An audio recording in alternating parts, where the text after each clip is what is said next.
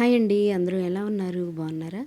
ఈరోజు సన్న కరపూస ప్రిపేర్ చేశానండి. చాలా టేస్టీగా, ఈజీగా ఇంట్లో ఉన్న ఐటమ్స్తోనే క్విక్గా ప్రిపేర్ చేసేసుకోవచ్చు. చాలా గుల్లగా ఉంటాయండి. ఎలా చేయాలో నేను చూపిస్తాను. ఇప్పుడే నా ఛానల్ని ఫస్ట్ టైం చూస్తున్నట్లయితే ప్లీజ్ నా ఛానల్ని సబ్స్క్రైబ్ చేసుకోండి, సపోర్ట్ చేయండి. ఇప్పుడు ఈ సన్న కరపూస ప్రాసెస్లోకి వెళ్ళిపోదాం. ముందుగా ఒక గ్లాసు నీళ్ళు గిన్నెలో వేసుకుని గ్లాస్ వాటర్, దాంట్లో ఒక 2 స్పూన్లు వాము వేసుకొని వాటర్ మరిగించుకోండి. ఈ వాటర్తో మనం పిండి కలుపుకుంటాం. ఇప్పుడు పిండి కలుపుకుందాం. పిండి కోసం 2 కప్పులు శనగపిండి వేసుకుంటున్నాను. ఈ కప్పుతో దాన్ని శుభ్రంగా జల్లించేసుకోవాలండి.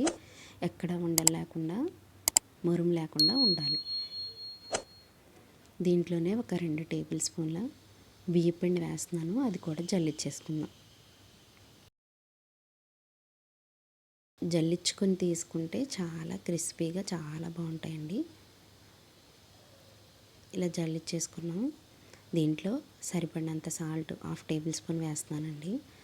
ఒక 1 టేబుల్ స్పూన్ కారం, మీరు కారం ఎక్కువ తింటే 1 టేబుల్ స్పూన్ వేసుకోండి, లేదంటే 1/2 టేబుల్ స్పూన్ వేసుకోండి సరిపోతుంది. ఒక 1/2 టేబుల్ స్పూన్ పసుపు, ఈ 3 వేసేసుకుని కలిపేసుకుందాం. ఇప్పుడు ఆయిల్ కానీ, డాల్డా కానీ, నెయ్యి కానీ ఏం వేయట్లేదండి. ఈ వాటర్ ఉన్నాయి కదా, వాటితోనే మనం వడకట్టేసుకొని కలిపేసుకుందాం. హాట్ వాటర్ కదా, గుల్లగా వచ్చేస్తాయి. కొంచెం కొంచెం వేసుకుంటూ కలుపుకోండి. మరీ గట్టిగా అవసరం లేదు. పిండి గట్టిగా కాకుండా కొంచెం ఈ కన్సిస్టెన్సీలో కలుపుకోండి. అప్పుడే గుల్లగా వస్తాయి. అసలు ఏం నూనె లాగవండి. ఇప్పుడు ఒక జంతికలు గొట్టం తీసుకుని దానికి ఆయిల్ అప్లై చేసుకుందాం. పిండి ముద్ద దీనిలో పెట్టేసుకుందాం. డీప్ ఫ్రైకి ఆయిల్ పెట్టేసుకుందామండి. ఆయిల్ హీట్ అయినాక జంతికలాగా వేసేసుకోవటమే.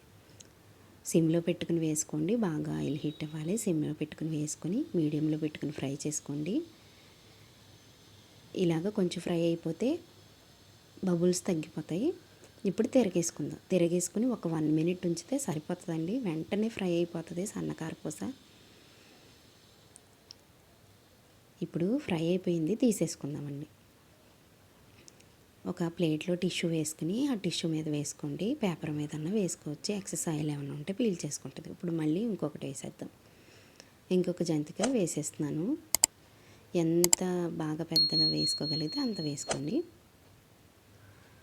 వేసేసుకొని బబుల్స్ తగ్గిపోయినాక తిరిగేసేసుకుందాం.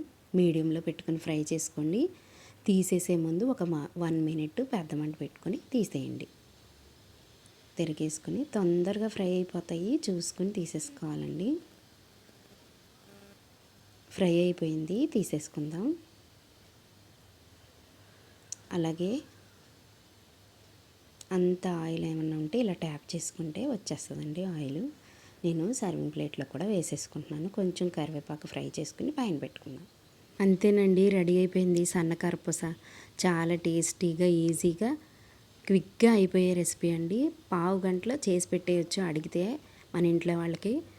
చక్కగా ఇందులో బటరు, ఆయిల్ ఏం వేయకపోయినా చాలా గుల్లగా వస్తాయండి. హాట్ వాటర్, వామ్ వాటర్ వేసాం కదా, వామ్ వేయడం వల్ల డైజెషన్ కూడా చాలా మంచిది. హాట్ వాటర్ వేయడం వల్ల చాలా గుల్లగా వస్తాయి. ఆయిల్ కూడా పీల్చుకోదు. మీరందరూ కూడా తప్పకుండా ట్రై చేసి ఎలా వచ్చిందో నాకు కామెంట్ పెట్టండి. సన్న కరపూస ఇష్టమన్న వాళ్ళు ఒక లైక్ చేయండి ప్లీజ్. ఈ వీడియో మీకు నచ్చితే సబ్స్క్రైబ్ చేసుకోండి, సపోర్ట్ చేయండి. Thank you.